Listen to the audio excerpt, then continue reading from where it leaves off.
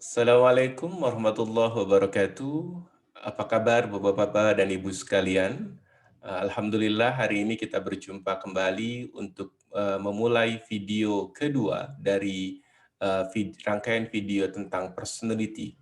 Nah, Bapak dan Ibu sekalian, izinkan saya untuk coba share screen apa yang menjadi objek dari bahasan kita kali ini, yaitu terkait dengan puppy caustic.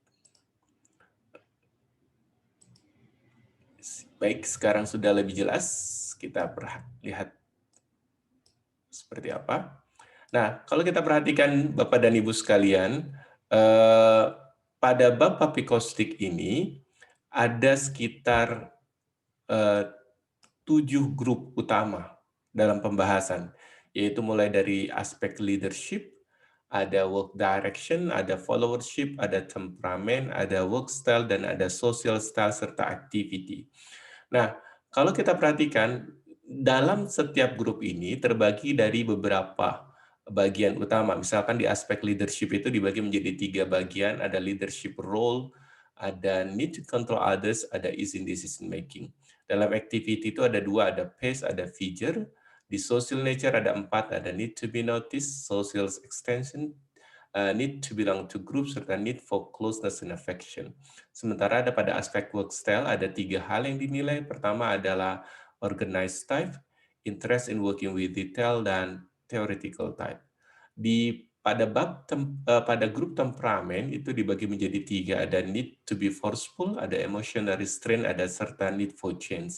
Sementara pada followership ada 2 bagian utama, pembagiannya ada need to support authority, dan ada need for rules and supervision. Nah, terakhir pada bagian work direction, ada 3 bagian utama yang dinilai. Pertama ada need to finish a task, ada role of hard intense worker, serta need to achieve. Nah, kalau kita perhatikan bagian-bagiannya seperti ini dengan menggunakan model Rainbow Model Assessment dari Priyadi, maka setiap item dari karakteristik kepribadian yang dituliskan ada 20 item ini, itu bisa dikategorikan dalam bentuk warna-warna pelangi. Ada warna ungu, ada warna biru, ada warna hijau, warna kuning, serta warna merah. Dan setiap warna ini adalah representasi data statistik dan sekaligus juga menunjukkan pemaknaan yang berbeda antara satu item warna ke item warna lainnya. Baik Bapak dan Ibu, metodologi yang kita gunakan kali ini kita akan membahas dengan menggunakan sampel nomor 1 yang sudah diberikan kepada Bapak dan Ibu sekalian, yaitu sampel data dengan nilai R 10% dan memiliki aspek brain dominance seperti ini. Jadi aspek brain dominance-nya seperti ini. Kalau kita perhatikan, nilai analytical brain-nya itu kalau kita perhatikan dari datanya nilainya 77, mendekati dari nilai rata sampel populasi. Sementara flexible brain-nya itu nilainya 101, jauh di atas rata sampel populasi. Social brain-nya juga jauh di atas rata sampel populasi, organized brain-nya relatif di atas rata sampel populasi. Nah, interpretasi dari pemaknaan setiap nilai-nilai ini, kemudian saya interpretasikan dalam bentuk yang kita sebut Rainbow Model Assessment, yaitu dengan menggunakan warna-warna pelangi. Nah, sampel 1 yang memiliki nilai R 10% ini, dari datanya, berdasarkan analisis datanya, kalau kita perhatikan, memiliki nilai flexible brain di warna purple pertama, yang bermakna bahwa yang bersangkutan dinilai sebagai karakter yang kreatif, inovatif, tetapi cenderung susah diatur. Sehingga ada kesan dalam beberapa hal lebih membantah. Itu yang tampak dari datanya, kreatif, inovatif, tetapi cenderung dalam beberapa hal tidak nyaman ketika diatur oleh sebuah aturan yang kaku. Nah, secara sosial, yang bersampel dia dikatakan sebagai seorang yang secara sosial baik, artinya mampu berkomunikasi dengan baik secara sosial, empatik, simpatik, dan cenderung lebih ekspresif ketika mengungkapkan apa yang dia inginkan. Sehingga kalau kita lihat dari acuan data di sini, kalau kita perhatikan nilai flexible brain dan social brain yang menguat yang disertai dengan nilai organized brain dan analytical brain yang cenderung merendah, mengindikasikan bahwa sampel termasuk orang dengan karakteristik sosial yang kuat, dan pada saat bersamaan juga adalah karakter orang yang cenderung risk takers ketika mengambil keputusan. Kenapa? Karena aspek sosial yang menguat yang disertai dengan penurunan pada aspek analytical akan membuat sampel terlihat lebih spontaneous, lebih cenderung mengedepankan aspek rasa dalam pengambilan keputusannya dibandingkan aspek logikanya. Nah, sebelumnya Bapak dan Ibu sudah belajar tentang makna-makna dari setiap pewarnaan. Kalau melihat dari pemaknaan warna di sini, yang nilai organized brain-nya itu masih memiliki jatuh di warna hijau, yang maknanya dia butuh usaha untuk bisa mencapai level terencana, terorganisasi, dan kecenderungan selalu bekerja melalui sebuah arahan.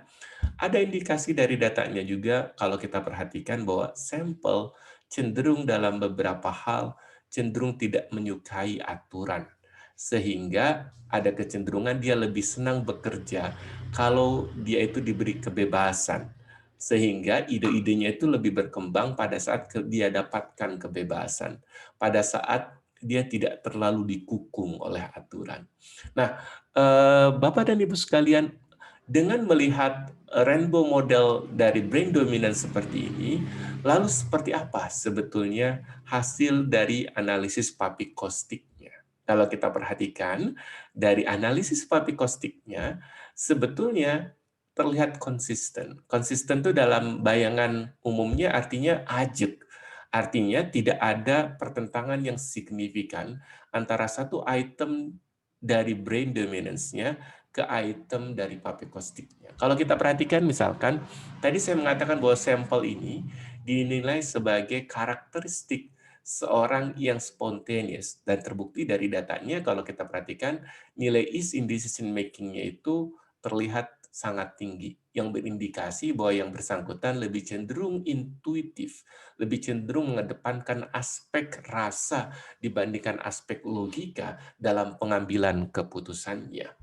Nah, demikian juga kalau kita perhatikan, di data tes brain dominance, kita melihat bahwa yang bersangkutan cenderung tidak nyaman ketika diatur-atur oleh sebuah aturan, dan mengindikasikan bahwa yang bersangkutan cenderung lebih membantah, dan pada saat bersamaan yang bersangkutan cenderung merasa kalau ide-idenya itu berkembang kalau dia diberi kebebasan yang lebih luas. Nah, kalau kita perhatikan dari nilai followership-nya, isu utama yang muncul dari datanya adalah kecenderungan bahwa yang bersangkutan itu cenderung lebih membantah dan tidak terlalu suka kalau bekerja itu dengan sebuah aturan yang kaku. Dan ada kesan bahwa yang bersangkutan tidak nyaman ketika disupervisi, dilihat oleh sebuah sistem besar ketika dia bekerja. Artinya yang bersangkutan lebih menuntut kebebasan ketika bekerja. Demikian juga kalau kita perhatikan dinilai pada work style, pada karakteristik organized type, yang bersangkutan dinilai cenderung kurang organized, konsisten dengan data yang kita miliki sebelumnya, dan pada saat bersamaan terkait dengan hal detail yang bersangkutan juga dinilai tidak terlalu kuat pada aspek detailnya. Ini menunjukkan bahwa sebetulnya ada korelasi yang kuat antara nilai brain dominance seseorang dengan nilai papikostik yang dimilikinya. Baik Bapak-Bapak dan Ibu-Ibu sekalian, kita sekarang akan mencoba mempelajari detail dari papikostik itu dengan menggunakan model yang sebetulnya eh, sudah ada modifikasi dari Priyadi sendiri. Jadi dalam hal pemaknaan, dalam hal interpretasi terkait dengan hasil dari papikostik ini, kami cenderung memiliki interpretasi yang sedikit berbeda dari interpretasi papikostik yang asli. Artinya, pada pendefinisian pun kami memiliki pendefinisian yang sedikit berbeda. Tapi boleh dikata 80% interpretasinya akan cenderung relatif sama dengan aslinya. Nah, Baik, kita mulai dengan analisis pertama, yaitu pada grup pertama di Papikostik, pada grup leadership. Nah, Eee, yang pertama dibahas pada grup leadership ini adalah terkait dengan leadership role, yang bermakna bahwa, eee, kalau seseorang itu menguat di aspek leadership role, maka seseorang itu cenderung punya keyakinan, "I was born as a leader." Sehingga ada kecenderungan terlihat lebih kompetitif. Nah, di data tes Priadi, kecenderungan seseorang itu semakin kuat di atas rata-rata terkait dengan, achievement dalam hal, traits kepribadian tertentu biasa dinilai dengan menggunakan warna purple, sama seperti dalam brain dominance. Jadi purple dalam artian ini bermakna, bisa positif dalam artian menunjukkan kekuatan seseorang, tapi pada saat bersamaan juga menunjukkan aspek yang, kadang-kadang berlebih, sehingga ada kesan, hal negatif pun ada dalam hal interpretasi di warna purple. Nah, Bapak dan Ibu sekalian, sebelum menginjak kepada warna-warna, izinkan saya ingin memberikan sedikit arahan bagaimana caranya kita bisa membaca data Papikostik ini dengan melihat bulatan-bulatan warna. Kalau Bapak dan Ibu perhatikan, misalkan pada aspek leadership role, misalkan leadership role, kalau kita lihat bulatan-bulatannya itu cenderung mengarah ke arah kanan, dari garis tengah yang merupakan rata-rata, maka baca interpretasinya di sisi sebelah kanan atas. Tapi kalau bulatan-bulatannya itu lebih mengarah ke sebelah kiri dari nilai rata-rata, maka kecenderungannya akan lebih bagus pembacaannya, pemaknaannya dibaca dari sisi sebelah kiri bagian atas. Nah, Bapak dan Ibu, pada bagian ini juga kami berikan semacam deskripsi, misalkan deskripsi tentang apa makna atau interpretasi dari data yang tadi dibaca. Nah, misalkan berdasarkan exact number yang ada, misalkan di data ini 69, pada skala rata-rata 66, standard deviation 4,66. Jadi pemaknanya seperti ini. Misalkan Anda dinilai kompetitif, berani bersaing demi mencapai apa yang Anda inginkan, dan seterusnya. Nah, setiap ada saran deskripsi, ada saran pengembangan yang kita harapkan. Nah, saran pengembangan ini mengacu kepada interpretasi deskripsi yang ada di sini. Ini menunjukkan bahwa Priyadi berusaha untuk memberikan interpretasi yang lebih jelas tentang pemaknaan dari kata-kata yang ada. Nah, sementara secara umum sebetulnya ada cara yang lebih mudah untuk menginterpretasikan data tes Priyadi ini dengan menggunakan warna-warna, yaitu interpretasi berdasarkan rata atau jarak rata-rata sampling terkait dengan terhadap rata sampling population. Nah, kalau kita perhatikan dari datanya, misalkan seandainya seseorang itu nilai leadership role-nya itu jatuh di warna purple, ini pemaknaannya bahwa yang bersangkutan, baik itu di purple 1 ataupun purple kedua, yang bersangkutan dinilai seorang leader yang percaya diri. Dia berani bersaing atau bahkan sangat kompetitif dalam banyak hal. Tetapi karena sekali lagi secara umum dinilai terlalu kuat, eh, aspek negatif kemungkinan menyertai. Salah satu aspek yang negatif yang mungkin muncul ketika seseorang itu dinilai memiliki nilai leadership role yang kuat adalah keinginan untuk selalu bersaing. Sehingga ada kesan yang bersangkutan itu kurang mampu untuk mengalah. Ada kesannya ingin menang sendiri, ada kesan tidak mau kalah. Sehingga dalam hal aspek komunikasi cenderung lebih mendikte orang-orang sekitarnya. Itu yang pertama. Yang kedua, seandainya sampel itu terletak di warna biru pertama, kedua, ataupun ketiga, itu maknanya artinya seseorang itu dinyatakan nyaman menjadi seorang leader. Bahwa dia kompetitif, betul, bahwa dia berani bersaing, betul, tetapi dia masih memberikan ruang dialektika kepada orang lain untuk berkembang. Sehingga kesannya dia kompetitif, tapi masih istilahnya tidak selalu ingin menang. tidak selalu tidak mau kalah. Ini yang menunjukkan bahwa dalam beberapa hal, pada aspek leadership seperti ini, dinilai positif oleh Priyadi. Nah, sementara kalau nilai seseorang itu terletak di warna hijau, baik itu pertama atau kedua, itu pemaknanya bahwa leadership role-nya itu cenderung yang bersangkutan cenderung karakter yang kurang percaya diri sebagai seorang leader. Dia cenderung kompetitif, tetapi tidak secara langsung menunjukkan kompetisinya. Ini yang berbeda dibandingkan di warna biru, yang cenderung menunjukkan secara langsung keberanian dia untuk bersaing. Apalagi warna merah yang kadang-kadang mendikte. Nah, pada warna hijau ada indikasi bahwa seseorang itu sebetulnya terlihat kadang kurang pede menunjukkan sikap leadership-nya, kepemimpinannya di hadapan orang-orang di sekitarnya. Nah, kalau dia warnanya kuning,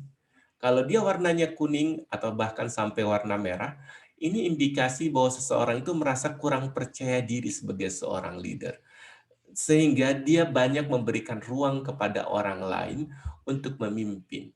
Artinya dalam beberapa hal karena dia kurang merasa percaya diri bahwa dia lahir sebagai seorang leader, atau dia juga tidak berani berkompetisi secara langsung sebagai seorang leader, menyebabkan yang bersangkutan itu cenderung memberikan ruang kepemimpinan itu kepada orang-orang di sekitarnya. Ini yang menurut saya penting dipahami ketika Bapak dan Ibu mempelajari aspek dari leadership role. Nah, khusus di sampel pertama ini, sampel pertama berada pada warna biru. Kalau kita lihat ini, birunya biru pertama, yang menunjukkan bahwa secara umum sampel dinilai memiliki karakteristik leader yang cukup baik, berani bersaing, berani untuk berkompetisi, tetapi masih membuka ruang dialektika kepada orang-orang yang berbeda atau kepada bawahannya. Nah, next. Nah, berikutnya adalah pembahasan terkait dengan need to control others. Nah, need to control others ini berbicara tentang seberapa Anda merasa nyaman ketika mengontrol, mengarahkan orang-orang lain mencapai sebuah tujuan. Jadi ada indikasi kalau seseorang kuat dalam hal need to control others, seseorang itu bisa mengerahkan orang lain mencapai sebuah tujuan. Sehingga ada kesan orang kalau terlalu kuat dinilai need to control others seseorang, misalkan di warnanya itu warna katakanlah warna purple, baik itu pertama atau kedua, kecenderungannya seseorang itu seakan-akan memiliki keinginan yang kuat untuk mengontrol, mengarahkan, dan mendominasi seseorang. Sehingga ada kesan orang yang nilai need to control others-nya itu purple, cenderung karakter authoritative leader, yaitu seorang leader yang cenderung top down, yang cenderung dominan, boleh jadi sangat tegas dan galak, dan biasanya keras kepala.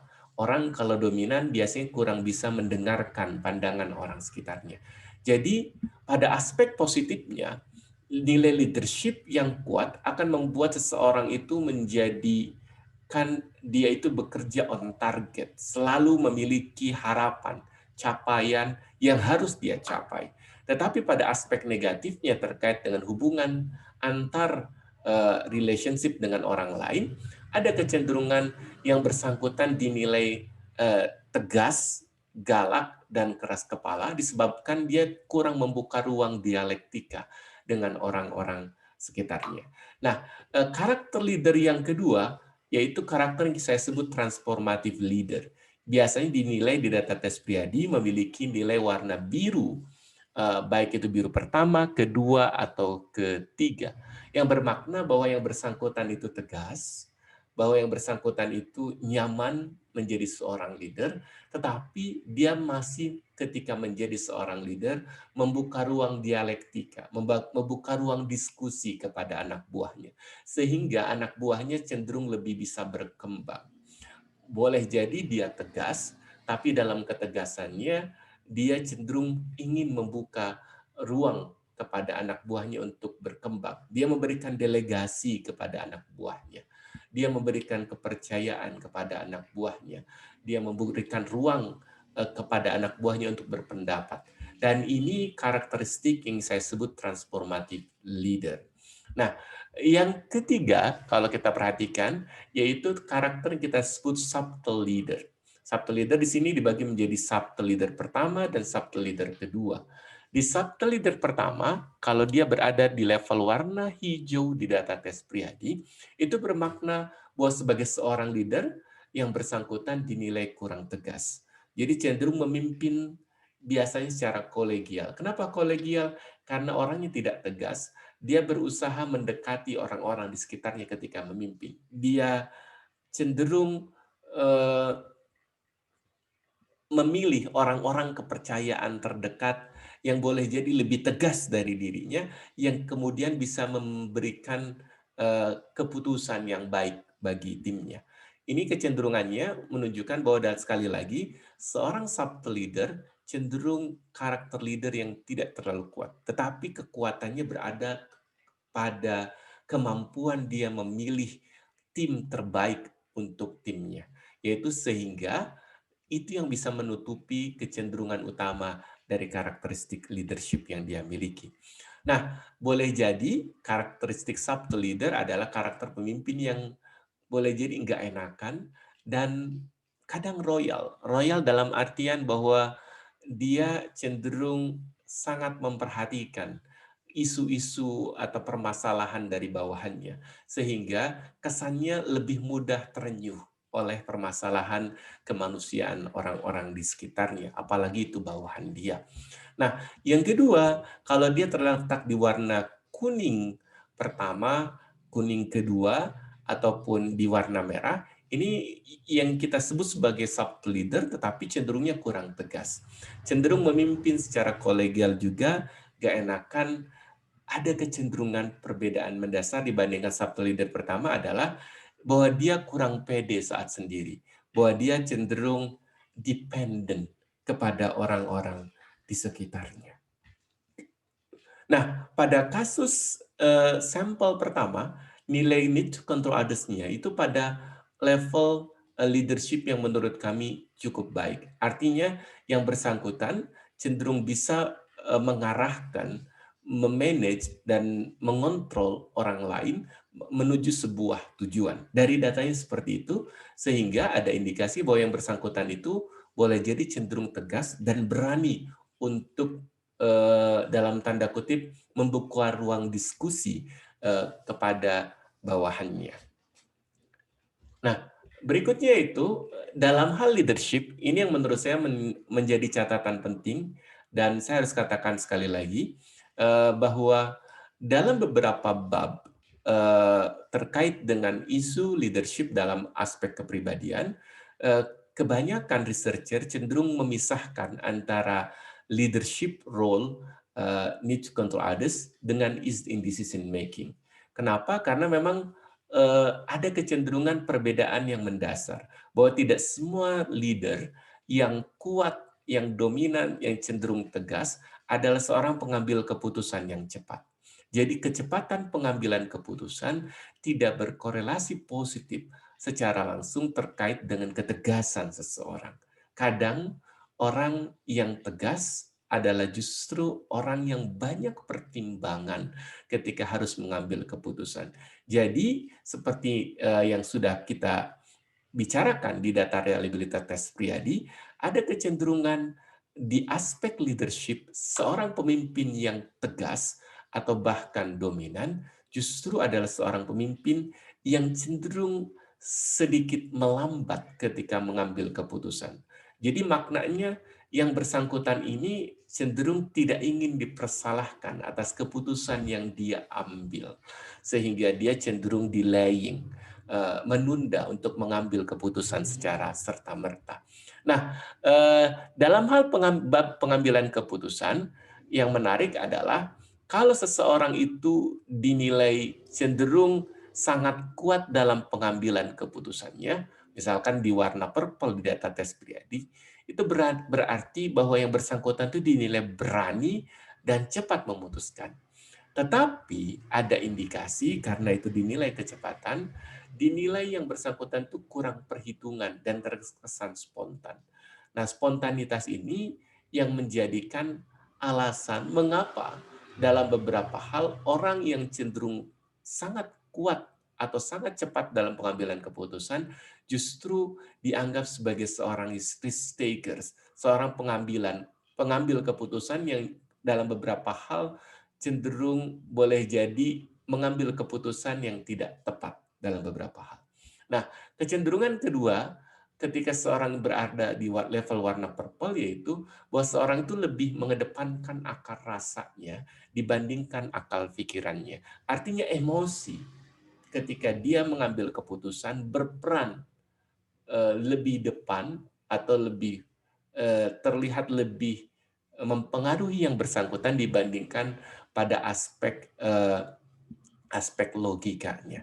Ini yang menurut saya harus diperhatikan oleh Bapak dan Ibu sekalian, bahwa sekali lagi tidak serta-merta orang yang dalam pengambilan keputusannya cepat dinilai baik oleh data tes Priadi. Bahkan sekali lagi, khusus terkait dengan aspek is in decision making, kalau seseorang cenderung berada di aspek warna, di level warna purple, itu merupakan indikasi bahwa seseorang itu dinilai spontaneous. Ya, berikutnya, kebetulan kalau kita perhatikan, sampel satu ini, nilai izin decision making-nya dinilai berada pada level warna purple pertama. Berarti ada indikasi bahwa dia cepat dalam respon sesuatu, tetapi sekaligus bahwa yang bersangkutan dinilai kurang perhitungan sesekali. Seperti kita ketahui bersama, misalkan sampel satu di data tes Priadi pada brain dominance-nya, kalau kita perhatikan aspek yang perlu diimprove yang paling tinggi adalah pada aspek kemampuan analitik, yaitu kemampuan untuk berpikir logis, faktual ketika memecahkan permasalahan. Dari datanya, sampel pertama cenderung memiliki aspek sosial yang lebih dominan dibandingkan aspek analitiknya. Sehingga dalam pengambilan keputusannya lebih cenderung lebih intuitif. Nah, kalau seseorang berada pada level warna kedua di data tes Priadi, maka seseorang itu di level warna biru, apakah itu biru pertama, kedua, ataupun ketiga, itu mengindikasikan bahwa kecenderungan seseorang itu cenderung cepat memutuskan, tetapi tetap bisa objektif saat memutuskan. Tapi Bapak dan Ibu coba perhatikan, ada jarak yang berbeda antara jarak level warna biru ketiga dengan biru kedua. Antara purple pertama dengan warna purple ke warna biru ketiga. Ini indikasi jarak ini adalah menunjukkan kedekatan. Artinya warna biru ketiga, walaupun sebetulnya secara data lebih dekat ke eh, ke warna level biru level kedua, tetapi secara pemaknaan dari datanya cenderung lebih mengarah kepada warna purple pertama. Jadi indikasinya memang kalau orang warna biru ketiga cenderung relatif lebih cepat dalam pengambilan keputusannya. Nah, berikutnya adalah eh, nah, kalau dia berada pada level warna hijau, kalau ketika seseorang berada pada level warna hijau, maka kecenderungannya seseorang itu cenderung terlihat lebih berhati-hati dalam memutuskan, objektif dan cenderung menghindari resiko. Jadi secara umum, karakteristik orang yang kuat dalam pengambilan keputusan biasanya berada pada level kalau dia warna biru, biasanya berada pada level warna hijau. Nah, kenapa? Karena pada dasarnya kalau seorang tetap berada pada warna hijau, ada kecenderungan dia lebih berhati-hati saja. Artinya dia tidak serta-merta mengambil keputusan, dia ingin keputusan yang diambil itu seobjektif mungkin, selengkap mungkin datanya.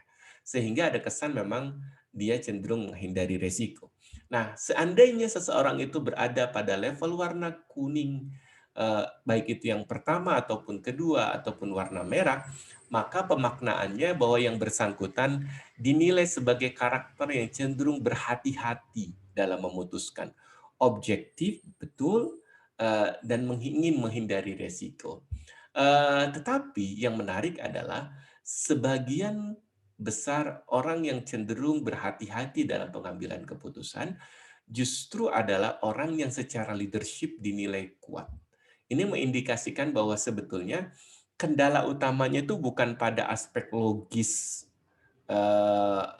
ataupun emosi dari pengambil keputusan itu, tetapi lebih karena faktor psikologisnya, yaitu bahwa sebagian orang dalam mengambil keputusan, dia cenderung tidak ingin dipersalahkan atas keputusan yang diambil seandainya keputusan itu salah. Sehingga yang bersangkutan kemudian lebih baik mendelay, menunda mengambil keputusan daripada keputusan yang diambil itu salah. Nah, orang yang berada pada level warna kuning dan merah di data tes pria di dalam pengambilan keputusannya biasanya cenderung risk averse, cenderung karakter orang yang menghindari resiko. Berbeda dengan orang yang warna purple di data tes Priadi. Baik, kita lanjutkan kembali. Eh,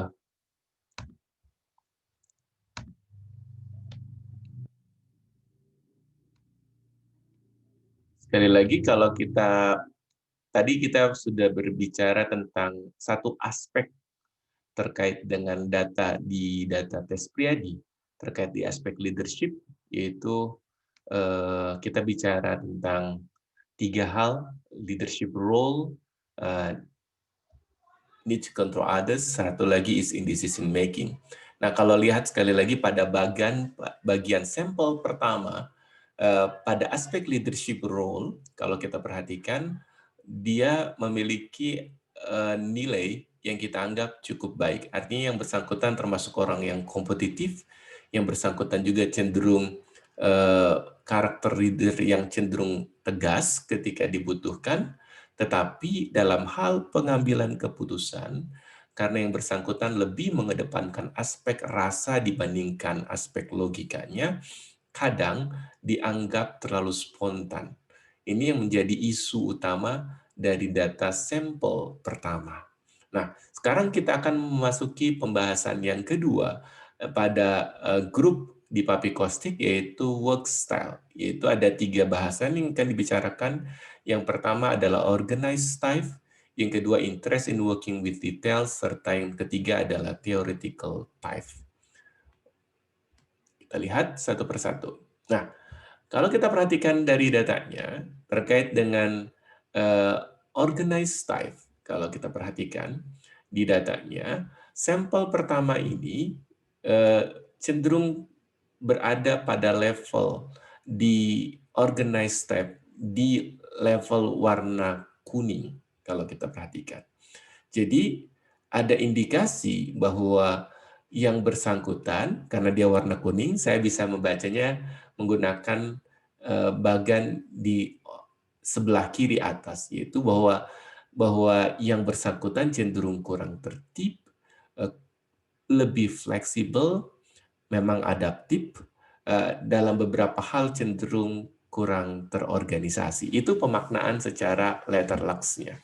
Nah, bagaimana pemaknaan dalam artian warna-warna, berdasarkan warna-warna dari data yang sudah saya susun. Nah, kalau kita perhatikan, seandainya gaya bekerja seseorang, apakah dia seorang karakter organized atau karakter yang fleksibel, itu bisa dinilai berdasarkan warna-warna ini. Jadi kalau dia warnanya di nilai organized type-nya itu berwarna ungu, itu bermakna bahwa yang bersangkutan itu dinilai karakter seorang yang senang bekerja dengan gaya bekerja yang terstruktur, teratur, prosedural, dan metodologis. Bahwa dia nyaman bekerja dengan sistem dan prosedur yang lengkap. Maknanya yang bersangkutan dinilai sangat organized, tetapi karena dia terlalu organized, yang bersangkutan dinilai kadang terlalu kaku juga. Nah, orang yang kaku biasanya dalam organisasi cenderung fokus kepada detailnya sangat kuat. Tetapi ada indikasi dia kurang memperhatikan problem-problem yang datang secara bersamaan dalam organisasi. Kekakuannya ini kadang-kadang menjadikan sumber permasalahan seseorang, sehingga kesannya terlihat lebih sombong. Kesannya seperti itu. Nah, itu yang pertama. Yang kedua, kalau seseorang itu berada pada level nilai organized type-nya itu katakanlah di level warna biru, biru baik itu biru pertama, kedua ataupun ketiga, walaupun biru kedua itu ketiga itu lebih cenderung dekat kepada warna purple pertama, mengindikasikan bahwa seseorang itu bekerja dengan gaya bekerja yang cenderung terstruktur juga, teratur, prosedural, dan metodologis, bahwa yang bersangkutan organized. Bedanya adalah bahwa dia betul terorganisasi, tetapi dia bukan karakter orang yang sangat kaku terkait dengan aturan. Sehingga dia termasuk masih orang yang bisa diajak dialog ketika berbeda, atau diajak untuk sedikit mencari celah dari sebuah aturan. Indikasinya seperti itu. Nah, yang ketiga, kalau kita perhatikan, kalau seandainya seseorang itu berada pada level organized type warna hijau, baik itu pertama ataupun kedua, mengindikasikan bahwa yang bersangkutan bekerja dengan gaya bekerja yang cenderung kurang tertib dan cenderung eh, juga kurang beraturan. Yang bersangkutan cenderung menuntut fleksibilitas waktu dan cara bekerja, dan boleh dibilang dinilai kurang sistematik. Nah, seandainya kalau seseorang berada pada level warna kuning, baik itu pertama atau kedua, dan level warna merah di data tes pribadi dinilai organized type, itu merupakan indikasi bahwa seseorang itu senang bekerja dengan gaya bekerja yang cenderung kurang tertib dan kurang beraturan. Bahwa yang bersangkutan menuntut fleksibilitas waktu dan cara kerja yang cukup tinggi, tidak sistematik, dan tidak nyaman bekerja di bawah suatu sistem atau prosedur yang baku. Ini menunjukkan bahwa ada indikasi bahwa orang-orang tertentu cenderung kalau dia bekerja tidak nyaman bekerja di bawah sebuah arahan, sistem yang jelas.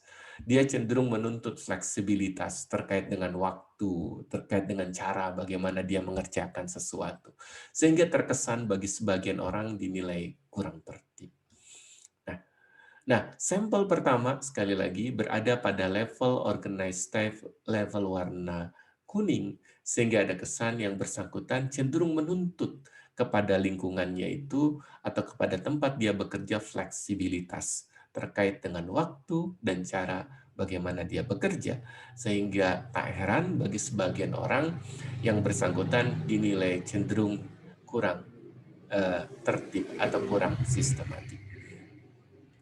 Nah, selanjutnya adalah yang kedua, interest in working with detail. Interest in working with detail mengukur seberapa seseorang itu dinilai cermat, teliti, detail ketika memecahkan sebuah permasalahan. Nah, jadi semakin ke kanan dari data tes pribadi, semakin seseorang itu dinilai detail, konseptual, analitik dalam pemecahan masalahnya.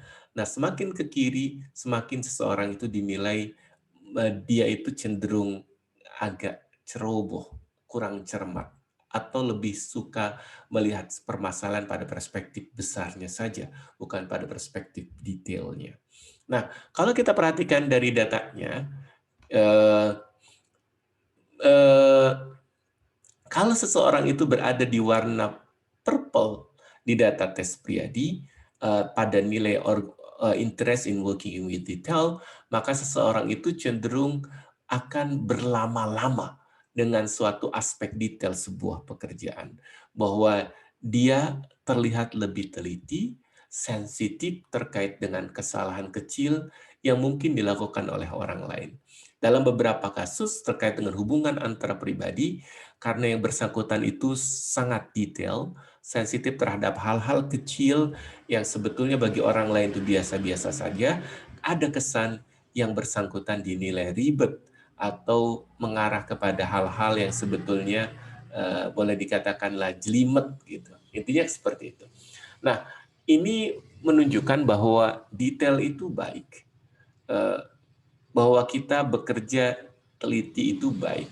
Tetapi kalau kita terlalu teliti, bagi sebagian orang kita dinilai menjadi masalah, disebabkan kita menjadi ribet, atau ada kecenderungan kita dianggap complicated secara personal. Ini yang menurut saya harus diantisipasi oleh setiap orang seandainya memiliki nilai detail mindedness yang kuat di data tes Priadi. Nah, kalau seseorang berada pada level warna biru, baik itu 1, 2, atau ketiga, indikasinya kecenderungannya bahwa yang bersangkutan itu dinilai karakter yang teliti dan detail dalam memecahkan sebuah permasalahan. Kalau seseorang berada di level warna hijau di data tes Priadi, itu indikasi bahwa seseorang itu cenderung refleks melihat permasalahan dalam satu gambaran besar permasalahan. Boleh jadi yang bersangkutan dinilai kurang detail atau kurang teliti. Nah, kebetulan sampel pertama dari data tes Priadi ini, kalau kita perhatikan, nilai interest in working with detailnya itu berada di level eh, warna hijau, yang bermakna bahwa yang bersangkutan dinilai dalam beberapa hal cenderung melihat permasalahan pada kerangka besar permasalahan. Sehingga ada kesan yang bersangkutan kurang detail. Nah, salah satu saran pengembangan yang kita arahkan kepada yang bersangkutan adalah agar yang bersangkutan selalu melakukan check and recheck terkait dengan pekerjaan yang dia lakukan. Dikarenakan yang bersangkutan terindikasi kurang detail atau kurang teliti. Nah, yang berikutnya adalah kalau seseorang itu berada pada level warna kuning, baik itu pertama atau kedua, atau warna merah di data tes Priadi, ini indikasinya bahwa yang bersangkutan dinilai cenderung kurang teliti, kurang detail, dan terkesan ceroboh. Nah, ceroboh atau careless itu terindikasi berdasarkan data statistik kami, kecenderungannya kalau seseorang nilai organized brain-nya cenderung di bawah rata-rata atau di atas rata-rata, tetapi terlalu dekat dengan rata-rata, ada indikasi bahwa yang bersangkutan dinilai cenderung lebih ceroboh, lebih careless terkait dengan data. Sehingga ada kesan juga bahwa yang bersangkutan kalau disertakan pekerjaan-pekerjaan yang detail, dia menjadi cepat lebih jenuh. Ini merupakan indikasi sekali lagi bahwa dalam hal ini, bahwa seseorang yang cenderung kurang detail biasanya cenderung lebih cepat jenuh pada saat menghadapi hal-hal yang detail. Nah, yang berikutnya adalah pada bab work direction ini adalah kita berbicara tentang theoretical type atau mode berteori. Indikasinya kalau seseorang semakin ke kanan, semakin terlihat lebih menyukai pemecahan permasalahan secara konseptual atau melalui pemecahan masalah secara teoritik. Lalu kalau semakin ke kiri, cenderung karakter seseorang itu terlihat lebih pragmatis, lebih doer, lebih tidak ingin merencanakan sesuatu, tetapi lebih ingin langsung kepada hal-hal yang praktek atau pragmatis. Nah, kalau kita perhatikan dari data tes Priadi, bahwa kalau seseorang pada nilai theoretical type-nya itu berada pada level warna biru ke-3, atau warna purple, baik itu pertama ataupun kedua, maka pemaknaannya bahwa yang bersangkutan dinilai seorang yang konseptual dan teoretik, senang memikirkan landasan filosofis sebuah perencanaan, dan biasanya selalu berpikir dengan abstraksi atau melalui sebuah gagasan-gagasan yang abstrak. Biasanya orang yang cenderung berada pada level warna biru ketiga sampai ke warna purple biasanya sebagai karakter seorang yang teoris.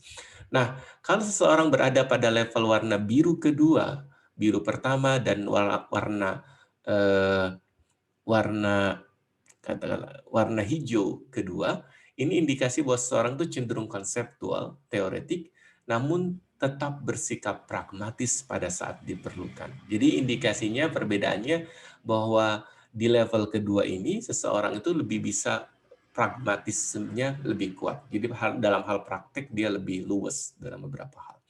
Nah, kalau seseorang terindikasi di level warna hijau pertama ataupun warna kuning dan warna merah, itu terindikasi bahwa seseorang itu cenderung lebih pragmatis, lebih ingin mengedepankan tindakan daripada merencanakan. Artinya lebih intuitif. Nah, kalau kita lihat dari datanya, sampel pertama ini berada pada level eh, theoretical yang mengarah kepada pragmatism. Artinya yang bersangkutan cenderung tidak terlalu menyukai hal-hal yang lebih filosofis, tetapi yang bersangkutan lebih cenderung ketika ingin memecahkan sebuah permasalahan lebih cenderung lebih pragmatis. Artinya dia lebih mengedepankan sisi tindakan daripada perencanaan, bahwa dia lebih intuitif dalam hal penyelesaian permasalahannya. Nah, Bapak dan Ibu sekalian, eh, kalau sekali lagi kalau kita perhatikan dengan melihat data papikostiknya yang bersangkutan, kita bisa melihat bahwa sekali lagi bahwa data kita cenderung konsisten ketika melihat aspek dari semua aspek kepribadiannya. Misalkan berdasarkan data brain dominance ada indikasi bahwa yang bersangkutan itu tadi spontaneous. Nah, ternyata berdasarkan data hasil brain dominance yang bersangkutan di sampel satu ini terindikasi memiliki permasalahan terkait dengan perencanaan, terstruktur, organisasi, dan detail. Dan ternyata terjawab juga pada indikasinya bahwa interest in working with detailnya jatuh di warna hijau eh, ke pertama, yang mengindikasikan bahwa yang bersangkutan memang cenderung dalam beberapa hal relatif kurang teliti, bahkan mendekati lebih ceroboh dalam beberapa hal. Ini menunjukkan sekali lagi bahwa secara teori, bangunan teori Priadi itu sudah teruji bahwa setiap itemnya itu cenderung memiliki konsistensi satu sama yang lain. Sehingga setiap chapter atau setiap bab yang dibahas pada bab Priadi itu saling memiliki kedekatan satu sama yang lainnya. Baik Bapak dan Ibu, saya kira video kita kali ini pada bab pertama akan saya selesaikan di sini. Mudah-mudahan Bapak dan Ibu bisa melihat video-video kita selanjutnya pada bab papirkostik selanjutnya.